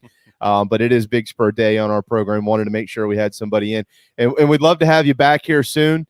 And just thank you so much for all of your hard work, John. We really appreciate it. Well, I'll say this for JC. It's January 6th. He doesn't still have his New Year's hangover. That was over with on the 3rd or 4th, but I'm not sure what's going on with him. But hopefully he feels better and can get back on the show next Wednesday. He does a great job for us, and I know y'all enjoy talking to him. But I appreciate the opportunity to pinch hit, so to speak, and hopefully I was at least a single and not thrown out at first base. No. You rounded the bag and got back safely. This is the old. Let's see. Come on, John. Let's go to the Wayback Portal here. This is the old. Come on, we got to come up with a. I got to come up with pinch hitter. Yeah, but I'm trying to come up with. Well, I remember Marcos Rios hitting an RBI single in extra innings to beat Clemson. Trey Dyson's hit a couple of pinch hit home runs. I'll take either one of those. Yeah, the Dyson reference is a dandy. That's a good one. Yeah, I like that one. We'll Trey Dyson Whittle joining us here at 112, who, by the way, is coaching with Landon up there at North Greenville. Oh, all right. Yeah, good stuff. John, thanks, man. Have a wonderful day, a wonderful week. Happy New Year. We really appreciate it. I appreciate it, guys. Thanks for having me. Y'all take care. Yes, sir. There you go. John Whittle on Twitter at John M. Whittle with thebigspur.com. We are 13 minutes over the hour break.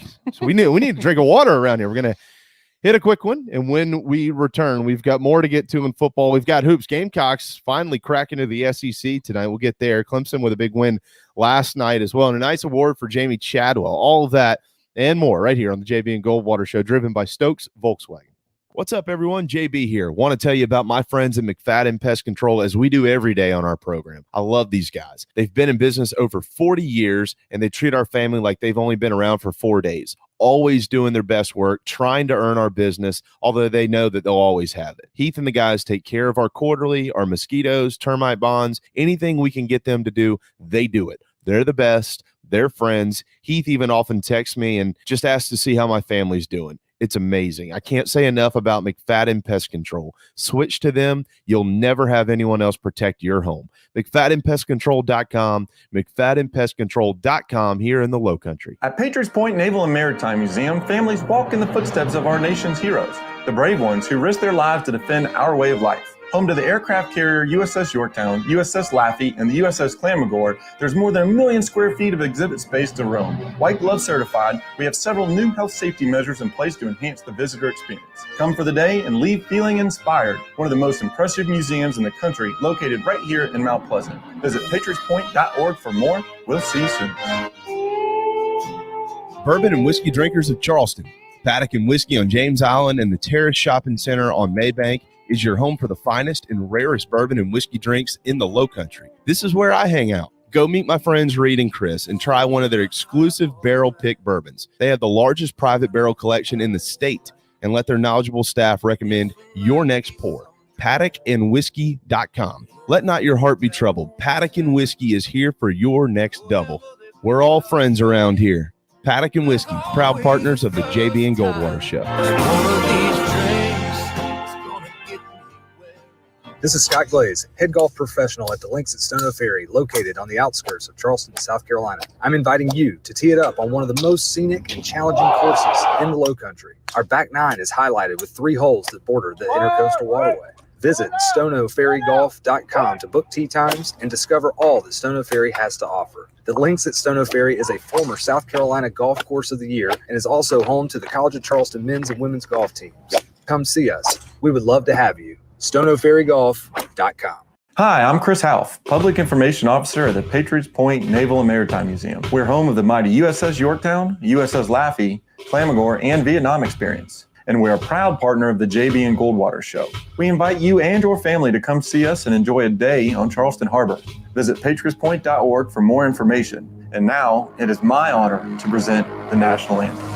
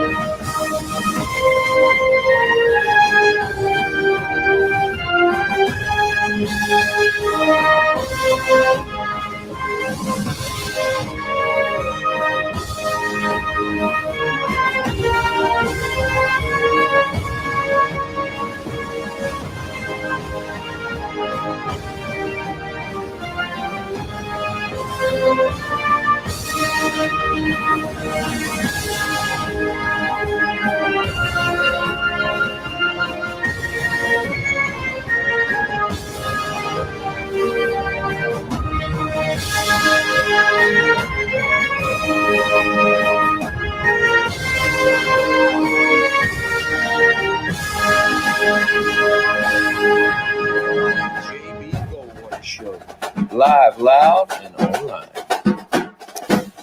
Nothing like the anthem at 1:16 in the afternoon, but you got it. Welcome back to JB and Goldwater Show, driven by Stokes Volkswagen. It's always a good time to get that national anthem in. Absolutely. Feel that patriotism in your blood a little bit. It's all right if it's late. John Whittle made us late, but it was good stuff, certainly. Thanks to him. Thanks to Patriots Point. They present the national anthem daily at 1 o'clock generally here on our program. Here till 2, so about 45 minutes left to go this afternoon. 843-321-8893. That's our phone number and our text line. Y'all been using it today. Thanks. We appreciate that. If you're watching, to the right of the screen is Darren. I'm Jamie. And you can download the all-new JB and Goldwater app. That's free. And you can head to our website as well, jbandgoldwatershow.com. That's where you can watch and listen to our program daily. Also, you can be a season ticket holder of the JB and Goldwater Show by either downloading our app, which you should do, or go to the website. And I will tell you that tomorrow, a all-new Gamecock Talk will be released as well. How about so that? Looking forward to that, certainly. Is that breaking news? Yeah, it's our own little breaking news. I found this funny before we move on here. Sports Center 5 minutes ago tweeted a video of Najee Harris at the podium. Yes. And he recognized the voice of a reporter who covered him in high school. Yes. And called him out. Said, "Don't act fake now, Ron." Is that Ron from whoever Ron is from the San Francisco Chronicle? He got called out by Najee Harris for something. Najee Harris apparently maybe didn't like him, how he covered him or something back in the day, but he remembered. I just kind of saw it filter through the feed, so I'm not sure if it was a positive remembrance. Oh, it was kind of like it was snarky. Yeah, it was okay. like, oh, what's going on? He said, "Don't act fake now, Ron." Yeah. Don't use me now that my team's playing for a national championship. That is, very interesting, certainly. Do want to piggyback quickly too on some news that John Whittle mentioned while he was on in the last segment about the flight tracker.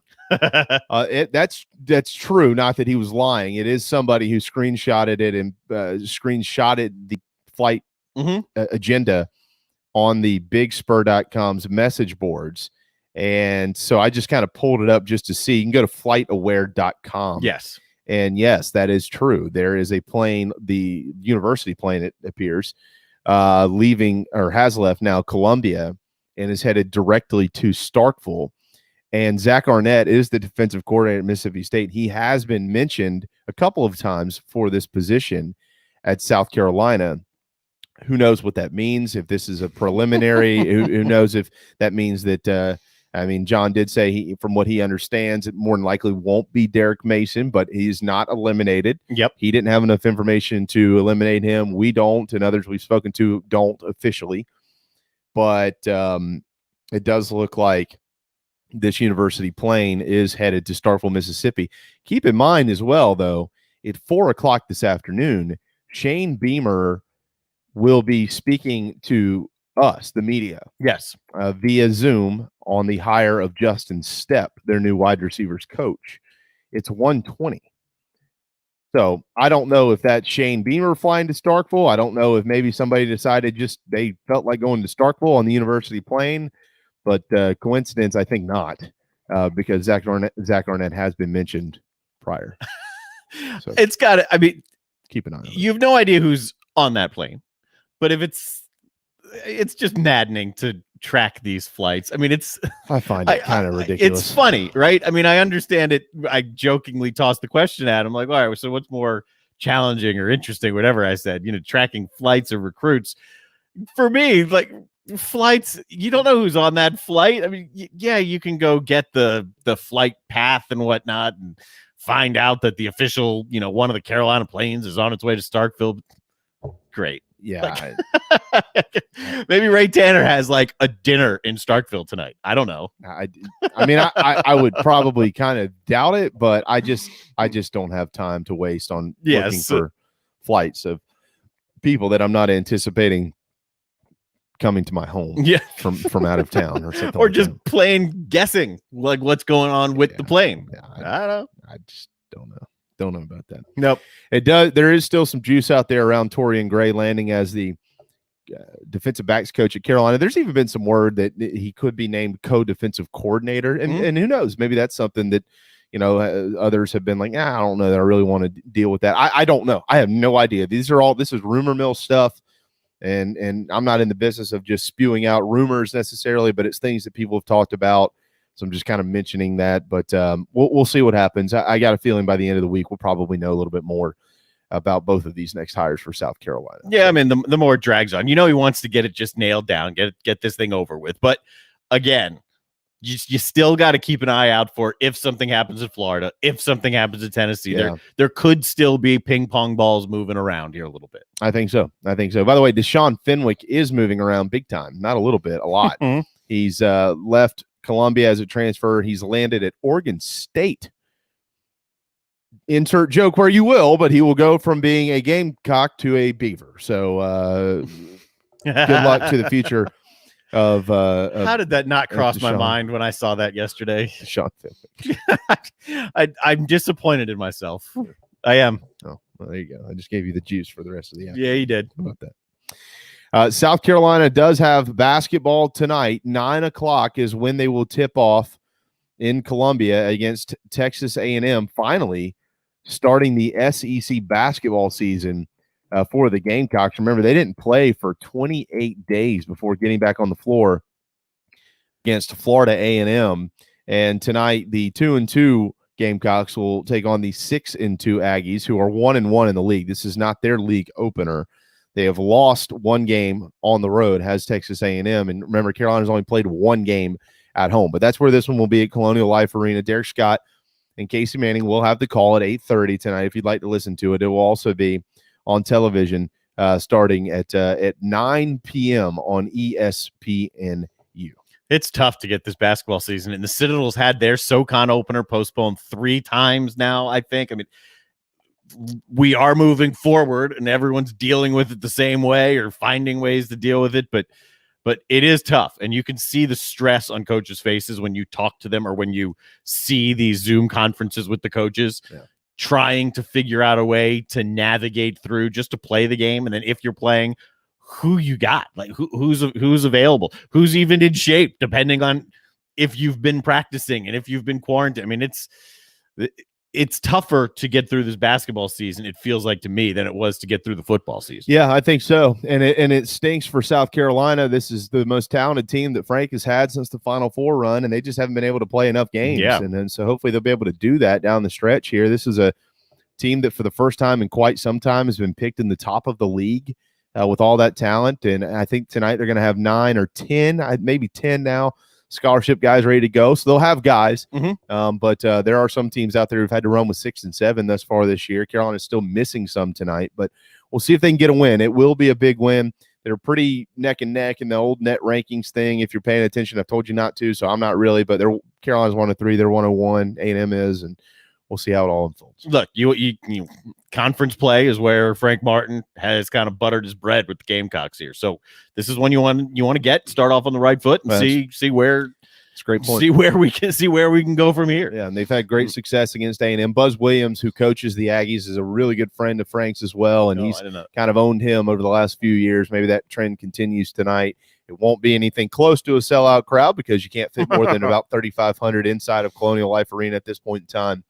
But excited to finally see them play conference basketball. Clemson played conference basketball last night against NC State, and they won 74-70 in overtime by outscoring them 12-8 in that quarter. The Tigers ranked 19th in the country, and the train has stayed on the tracks for Clemson hoops 9-1. Their only loss back some time ago in December to Virginia Tech, and that one was just by 6. Since then, they've won 4 straight. That includes the 10-point win over Florida State and a 1-point win on the road at Miami, and now this one. So 3-1 in the ACC is Clemson. They have the best record in the league at 9-1, and at 3-1 in the conference. They're not undefeated, but they have the most wins because they've played the most games, tied with North Carolina in playing 4 of those, in Miami, who's lost all 4 of those. But Tigers at 3-1. This is an impressive, very impressive start to the year. Yeah, got a transfer who's playing well, had a great night last night with 21 points. You got a freshman who's been playing pretty well. This Clemson team feels a little bit different than the past teams. We've seen Brownell and Clemson get off to really hot starts and then just fade away. Yeah. This team doesn't feel the same way because now they've already gotten into the ACC. They've already started out 3 up and 1 down in the ACC. They've come from behind. They've won their close games. They've won in overtime. This is a Clemson team that you got to be keeping an eye on right now. Yeah, I would absolutely. I would think so. And, for the fans who have supported Brad, this is kind of in hope, we'll see if it continues that way. By the way, we'll see if Carolina and Clemson can make up their basketball game as well. Yes. The longer this goes on, the less likely it is to play, just an FYI. But for the fans who've continued to support Brad, and I know there's not a ton of them out there, this is kind of that slap you in the face moment to the other, because every year it's fire Brad Brownell every single year. And, if I'd kind of remind Clemson fans the same thing I like to remind South Carolina fans to say the same thing about Frank Martin. Like, you're not a powerhouse. You never have been. No. All right. And you might be one day, who knows, but consistency is what you need. And, it was just a couple years ago they were in the Sweet 16 where the Tigers, it was just a few years ago, the Carolina was in the Final Four. This is not some powerhouse basketball state. Traditionally, the best prospects leave and go play somewhere else. And, yeah, these guys are trying to keep them home. But, expecting Brad Brownell to go out there and be a Sweet 16 type program every year is just unrealistic. Expecting that out of Frank Martin at South Carolina is unrealistic until it's not. Yeah, you want to – I've said that I'm kind of crossing my words because I've beat my chest about Carolina football and saying, look, you gotta say that you're going to go win a national championship to be able to do it. That's right. So, yeah, it's the same thing here. Look, we're going to win a national championship at Clemson basketball or Carolina basketball or whatever it is. But you can't do that without some type of consistency and the right guy for the program. He's had a good career. I know they've had some tough times. I get that. But he's had a nice run at Clemson. And this year, and you mentioned the transfers and things like that, they've put it together thus far. We'll see what it looks like. But the ACC is also kind of set up to where this might be doable for Clemson this year to surprise a lot of people. I mean, I don't think Duke is as good as they're supposed to be. North Carolina's maybe kind of getting it together. Clemson's got them coming up at the end of the week. So we'll see what happens there. They're going to go to Chapel Hill, probably as favorites in that game. When's the last time that happened? It wasn't long ago. They lost, 56 straight there? It was in the 50s. I don't know. You could easily get a never the last time Clemson was favored at North Carolina. I don't know if that's ever happened. Yeah, that could be a never type situation. If it's not never, it's only a few times. What's interesting about Clemson, as well as they've started, as well as they are playing, okay, I was looking at some of these numbers like that just can't be right, and it's because I had clicked on I had clicked on the wrong thing. But it's Brownell, so it's their defense. They're giving up 58 points a game. Yeah, it's seventh best in the country. And once again, I mean, they've done a fantastic job playing defense under him for quite some time. So we'll see if it continues. But it was a nice win last night over NC State. No doubt about that. The other Clemson news, which all of you know now, is official that Trevor Lawrence is off to the NFL and more than likely going to be the top pick in the draft. He's the number one prospect. We know that. And if he's the number one overall pick, then he would head to Jacksonville unless something just crazy, wacky happened. But let me throw this thought out there to some of you. Jacksonville is officially set to interview Urban Meyer. What if Urban Meyer is hired to coach the Jaguars and they draft Trevor Lawrence? So let's phrase that a little differently. If Urban Meyer is hired by the Jaguars, you can almost guarantee that Trevor Lawrence is going to be the pick, almost regardless, right? I mean, we think Trevor's probably going to be the number one pick, regardless of if the Jags have it, if they trade it, who knows what happens. But that's one of the intriguing things about the Jaguars to Urban Meyer. Not just the fact that they've got the number one pick, they've got lots of picks, and they have flexibility, and they have money. Mm-hmm. There's a lot of reason for Urban Meyer to say, you know what, I can go in, I can be in control of a lot of this organization. I can get my franchise quarterback, and I can build right now, and I could build quickly here in Jacksonville. Right. Makes sense. Now, he did throw out there that he wants $12 million a year. That report came out a couple of days ago. Right. That has been refuted in a couple circles, basically saying that there's no way he's getting it. Look, I don't know. If you want Urban Meyer badly enough and he wants to sit back and just say, here's my number and you got my phone number, you can call me, then you could get up to 12. So we'll see where that number actually lands. Well, obviously that's what he can do if they want him. I mean, he can put it wherever he wants to put it at. And if they're going to go get him, then they're going to have to pay for it. Yes. I mean, they were 1-15 this year. They were awful. Yes. And one quick way to turn that around is just go ahead and invest in your future in Trevor Lawrence and a new football coach. That's how you do it in the NFL. Yes. And they would need to protect him as well. But yeah, it could be some very interesting times coming to Jacksonville and the rest of the AFC South, which although Tennessee and Indy went both 11-5 this year, that's not a division that has some, it's not a few years ago when every year it was like, well, we're going to have to go through the Patriots to find a way to win the East. That's just not the case in the South. It's always wide open. Yeah. Yeah. I mean, and I like where Tennessee is positioned right now, especially if Derrick Henry can stay somewhat healthy. But yes, the South has been a revolving door. I mean, it's been open. Let's put it that way. I mean, it's been something that's open year in and year out. Do you think that, taking this conversation back to the upstate, does the train stay on the tracks with DJ Uiagalelei set to take over at quarterback? I mean, I know when Deshaun Watson left the program, and then they transitioned to Kelly Bryant, and then they transitioned to Trevor Lawrence. Basically, is how it worked out. And now this transitions to DJ Uiagalelei, unless something crazy happens between now and then. But that's where, as of now, it's going. Does the train just stay on the tracks? I mean, you look at this run of quarterbacks, really, truly starting with like Kyle Parker and Taj Boyd. People like to kind of start that trend at Taj Boyd because he's the one that started breaking all the records, and then Deshaun broke the records, and now Trevor's broke the records. Do we stay there?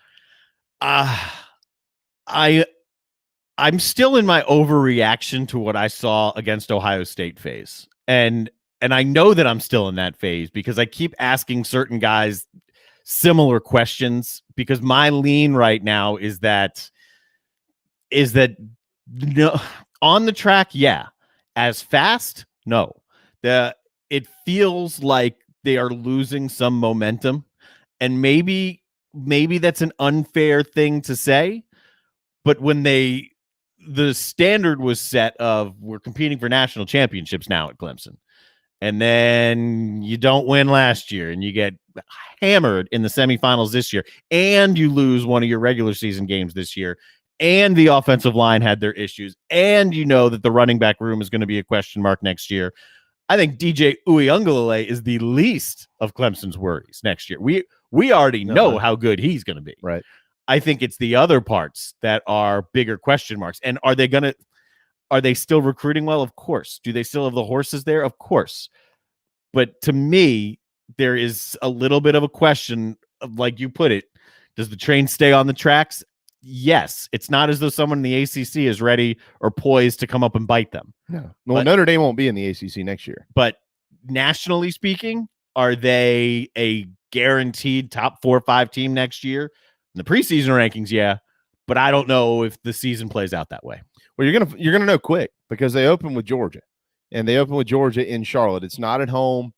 And you're talking about when the season kicks off on September the 4th between the Dogs and the Tigers, you're talking about, I don't know what else is set to go that weekend, but at this point in time, maybe the top quarterback matchup in the country that week with JT Daniels. He's returning to Georgia, and DJ Uiagalelei taking over at Clemson. So you'll have the premier matchup in college football in Charlotte more than likely. I mean, Georgia will be a top 10 team to open the season. How high will they be? They won't be ahead of Bama. They won't be ahead of Clemson. They won't be ahead of Ohio State. And more than likely, Spencer Rattler returns to Oklahoma. Probably won't be ahead of those guys either. But they'll be up there, maybe in the top 6 or 7. So you'll probably have a top 6 or 7 matchup between the Dogs and the Tigers to open the year. And so the spotlight will be there quickly on Clemson. And who are they without Trevor Lawrence and Travis Etienne? I go back to what I've said for years about these guys. Clemson was a really good program starting in basically 2011. All right. They were really good for a few years. When they became elite is when they recruited the best players in the country up front on both sides of the football. And that's what had happened in the SEC forever. Like the SEC, it was ground and pound. And most importantly, you always heard the word physicality. Oh, it's so physical in the SEC. Well, that's where it all started. And Clemson took that mentality and brought it to the ACC and has just been bullish on the league for now the last almost decade. And they became elite in the trenches. They recruited the best players. They still do recruit the best players in the country up front on both sides of the football. And if they're still elite there next year, which we'll see what attrition looks like because of the transfer portal. Here's the thing. They've recruited so well. They've recruited so well that because of this pandemic, it's going to backfire on them a little bit. And it's not their fault.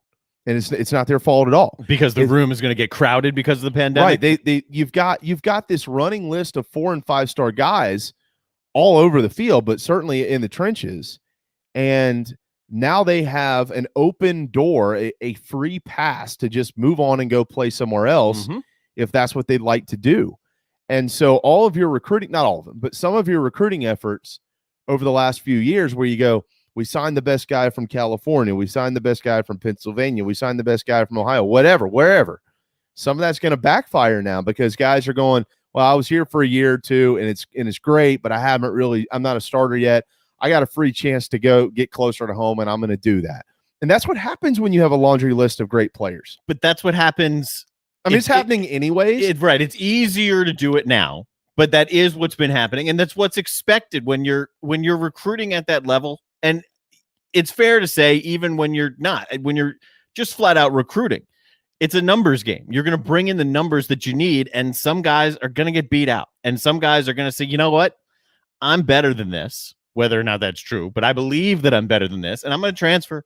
And we see that all the time with 5-star quarterbacks. All the time, the big name quarterbacks are transferring around because if you have 2 of them in one quarterback room, one of them's not playing as much as he wants to play. Right. So is it going to backfire on them? I don't know. But are some of their players going to be able to go and shine in other places? That's certainly going to be possible. You mentioned the line, and here's why I'm concerned about Clemson. Tell me the last time you watched Alabama get destroyed up front.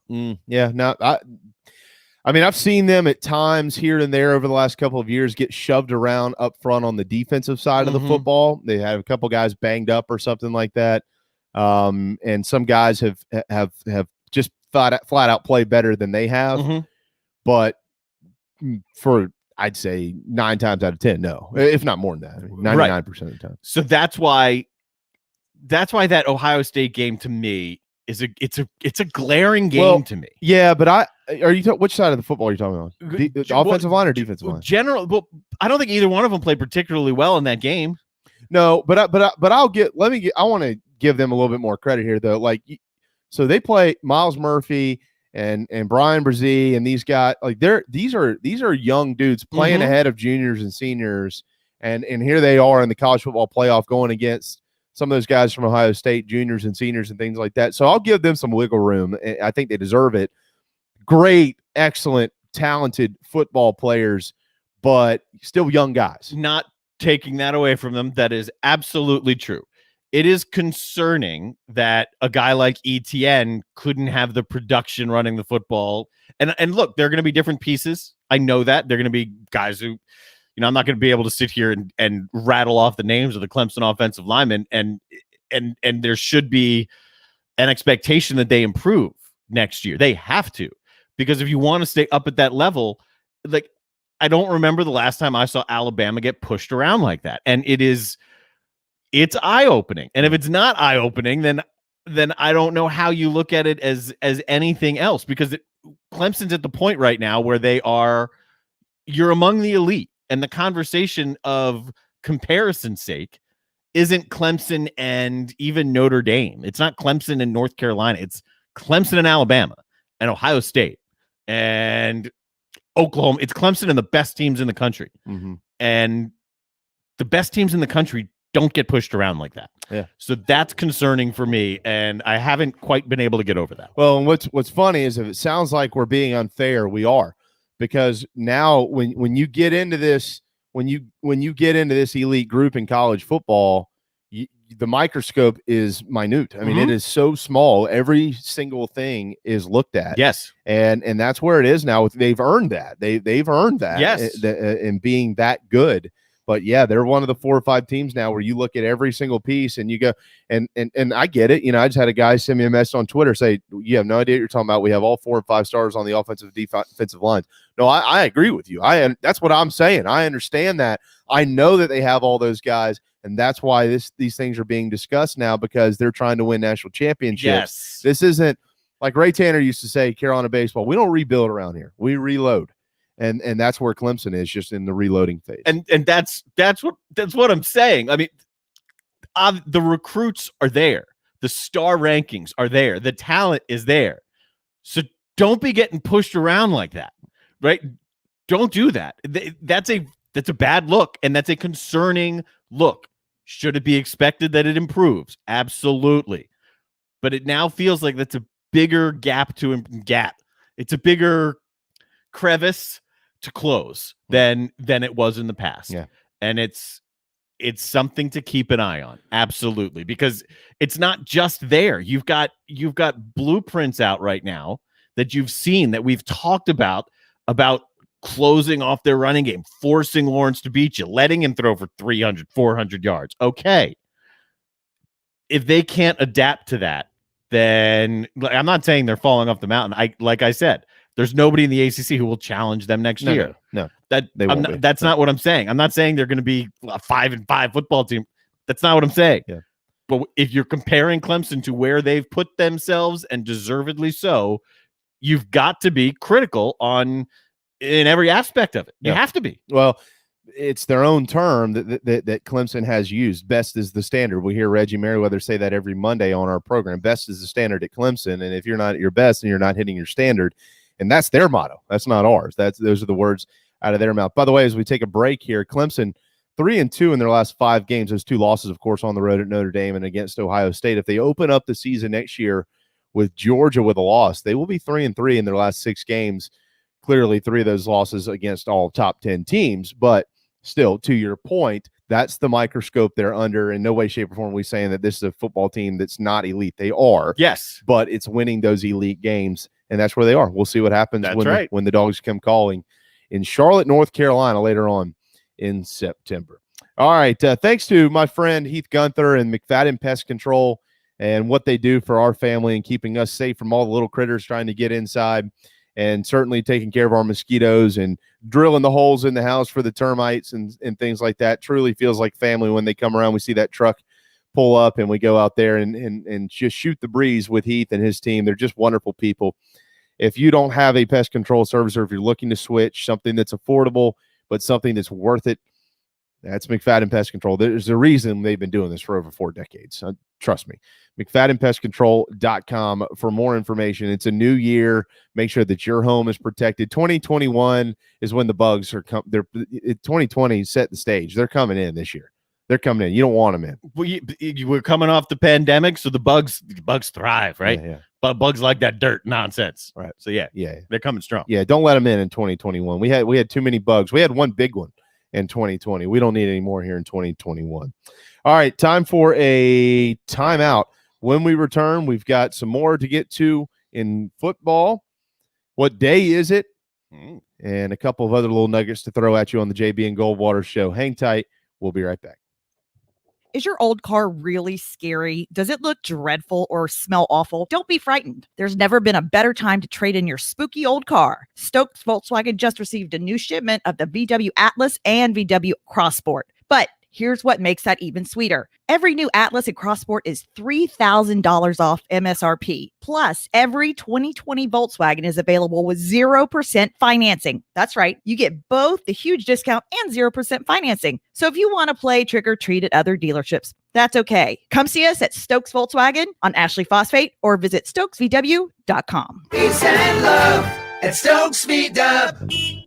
Plus tax tag includes $399.50 closing fee. Offer subject to lender approval. Expires month end. What's up, everyone? JB here. Want to tell you about my friends at McFadden Pest Control, as we do every day on our program. I love these guys. They've been in business over 40 years, and they treat our family like they've only been around for 4 days. Always doing their best work, trying to earn our business, although they know that they'll always have it. Heath and the guys take care of our quarterly, our mosquitoes, termite bonds, anything we can get them to do, they do it. They're the best. They're friends. Heath even often texts me and just asks to see how my family's doing. It's amazing. I can't say enough about McFadden Pest Control. Switch to them. You'll never have anyone else protect your home. McFaddenPestControl.com, McFaddenPestControl.com here in the Low Country. Family Bingo Night is back. All 3 Dog and Duck locations. Every Monday from 6 to 8 is the perfect time to bring the kids, have dinner, and play bingo. They've upped the prizes with retail store gift cards, gas cards, in-house cash cards, and kid-friendly gift cards like Nintendo, pizza, App Store, and more. Thanks for supporting local businesses like the Dog and Duck in Bell Hall, Park West, and on Clements Ferry Road. The Habbo radio station everyone loves. I love them a lot. JB and Darren. I love you, man. I love you too, bud. I love you, dude. I love you, bro Montana. I love you, Holmes. I love you, Broseph Guebels. I love you, Machacha. And I love you, Tico Broje. Okay. Let's continue here. On the JB and Goldwater show. All right, final quick segment here, Wednesday afternoon. We need to get Edwin McCain back on the show. To this day, I think he's still the most shocking, good interview. It wasn't even an interview, but so guest. Funny. I never expected Edwin McCain to come on and have us just rolling. Dude, he was hilarious. He was. He was hilarious. He told some stories that I could never dream that I would know about. No, absolutely not. Maybe we'll get him back on. We'll reach out to him here in the spring and see if he doesn't mind serenading us one afternoon. Yes. With Al B, one of the great love songs of the 90s, speaking of which. Yes, certainly made him who he is. 1:48 here on this Wednesday afternoon. Still time for a call or a text to 843-321-8893. You can also send it in whatever chat room you might be in if you're watching or listening to our show. And we'll plug it right in on the screen here and try to get the best answer to you that we can. DB's Cheesesteaks voted #1 in Charleston. Best cheesesteak around. You voted them that. Charleston's choice #1. DB's Cheesesteaks.com. DB's Cheesesteaks.com. for their entire menu. They'll also deliver DoorDash, whatever app you've got. You can just swing by and pick it up in Avondale and West Ashley as well. Try the buffalo chicken cheesesteak at DB's Cheesesteak. Don't forget the boardwalk fries either at DB's in West Ashley. Did get a text during the break. Actually got a couple texts during the break, but the one that I'm going to reference here is that it does appear that Zach Arnett at Mississippi State is a target, is the word that was sent to me for Shane Beamer. Keep in mind this whole plane tracking thing has come up today on our program, but it does look like he is certainly a target. And it looks like the university plane is on its way to Starkville. What does that mean? We have no idea. We're not speculating any more than that. But with the decreasing confidence that Derek Mason is going to be the new name in Columbia, Zach Arnett could be a name to certainly keep an eye on at Mississippi State. So if that's the case, then maybe there will be a hire in town or a hire in due time in Columbia. The Mississippi State football team wasn't great this year, but I would encourage people to look a little bit beyond that, because new coach with Mike Leach. Remember, they started out by beating LSU, and then after that, they couldn't score. But defensively, they've done a nice job actually in Starkville. And I just pulled up his profile, and he was hired as the defensive coordinator and linebackers coach January 22nd of last year at Mississippi State. But overall, he has done a really good job in his career. He was at San Diego State for quite some time, and they had an excellent defense out there. And he was a grad assistant linebackers coach, defensive coordinator before being brought over to Mississippi State. When he was at San Diego State, they were in the top 15 nationally in a ton of categories defensively, tons of them. So one of the top up and coming names on the defensive side of the football. Mississippi State, we came into the year not even mentioning their defense, not even discussing it. It was all, here's Mike Leach, here's the air raid, here's what we're going to see from Mississippi State.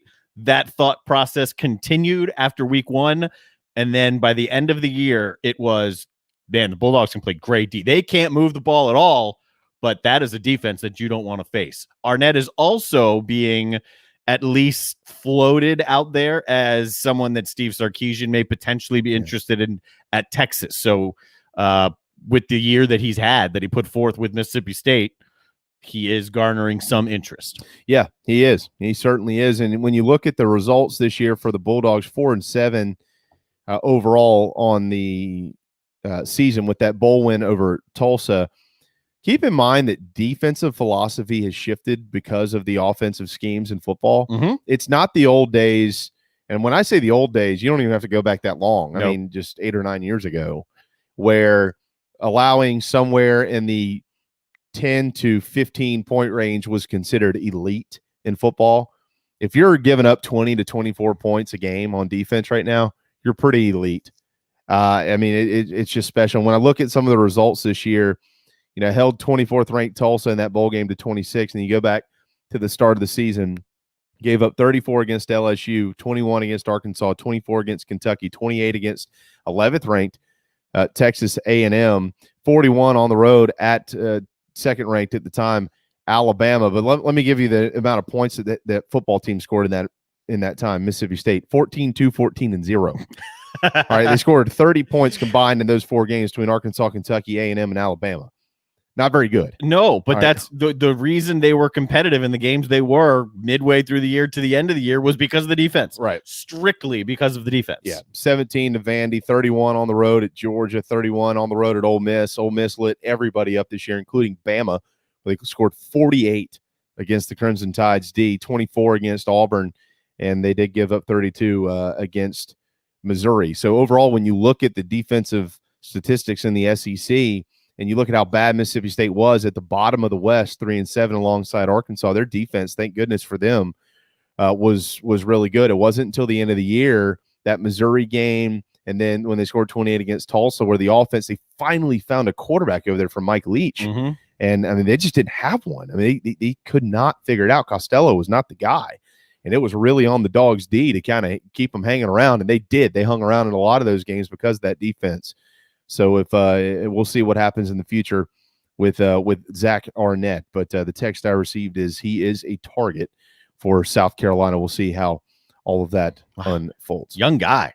Very young. Yeah, 1986. Yeah, well, and look, I also just got another. Some of you, we really appreciate it. But if you'll send the messages to Darren or to the show, he can put them on the screen instead of just sending them to me on Twitter. But ask me about Chad Staggs with Jamie Chadwell at Coastal. I don't have any information on that. I know that he's a great coach, and I know that he's very familiar with South Carolina, and I know that Shane's familiar with Chad. Mm-hmm. But I don't know that he's a guy right now who's being considered for this position at South Carolina in the SEC. As bad as that defense was last year, there's a lot to get turned around quickly. Mm-hmm. And I don't know that I don't have any real information, but my understanding and my thought process with the tiny snippets of info I've received is they're looking for somebody who maybe has a little bit more familiarity with this level of football. Yeah, a little bit more experience. Yeah, makes sense. So we'll see. Speaking of Coastal, Jamie Chadwell yesterday named the Home Depot Coach of the Year. A tremendous award for him. What a season for the Chants, and certainly Coach Chadwell. And he is expected to be back at Coastal Carolina in 2021. But there could still be moves made out there, and we'll see what happens with the Gators and the Volunteers and things like that. We had a lot on that yesterday, and we'll see how the week and so on and so forth unfolds. Do you want to shock me? Have Florida or Tennessee open and hire Chadwell? That would shock me. Well, Tennessee wouldn't shock me. He's from East Tennessee. He is, but if Tennessee opens, it's because they have their guy. I would think so. And their guy probably isn't him. That's my guess. Yeah. I mean, my guess. I don't know. No, I'm just saying. Guessing. He's an East Tennessee guy. Mm-hmm. Even though he spent his entire coaching career in South Carolina. We'll see. Yeah. What day is it on the handy dandy National Day calendar? I ate some butter ones last night. It's National Bean Day. I love all beans. I'm not a huge bean guy. Really? Oh, yeah, I love them all, never been a huge bean guy. Well, I am. Butter beans, baked beans, green beans, lima beans. Forrest Gump. Shrimp stew, shrimp gumbo. It's National Shortbread Day. All right, fine. Yeah. Not my first choice, but okay. Congratulations to you, National Technology Day. Yes. I'm a technology nerd. Kind of a goofball when it comes to that. Yeah, I'm willingly admitting that I am a tech nerd. And it is National, hopefully you'll all do this with your children tonight. I know I will with my young ones if they aren't throwing a fit over something crazy, but it's National Cuddle Up Day. All right. Chilly day, we'll cut the fire on and watch a movie maybe when we get home tonight. You can check out, your kids are too young.